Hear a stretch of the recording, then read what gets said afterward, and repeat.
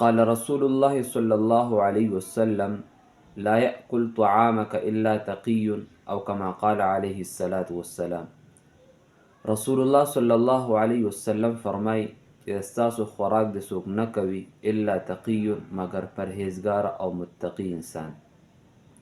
د دې حدیث لاندې محدثینو حضراتو ډیر اقوال دي. یو قول له محدثینو دا دی چې دا عام مسلمانانو ته خطاب دی چې تاسو خپل روزي په حلال او په جایز طریقې سره کاموهئ د پاره د دې چې دا د متقی او د پرهیزګار انسان د خوراک قابل وي.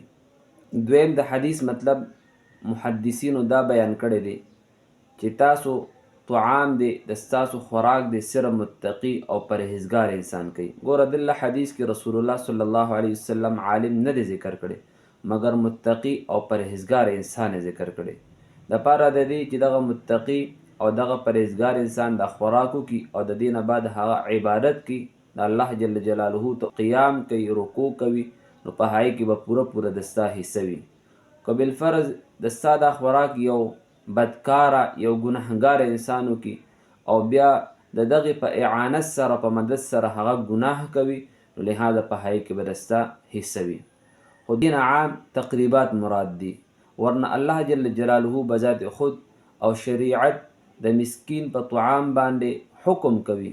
الله جل جلاله فرمای ويطعمون الطعام على حبه مسکینا و یتیما و اسیرا چې دی طعام ورکوي خوراک ورکوي علی حبه د الله جل جلاله په محبت سره یتیمانانو ته مسکینانو ته او دغه رنګې قیدیانو ته.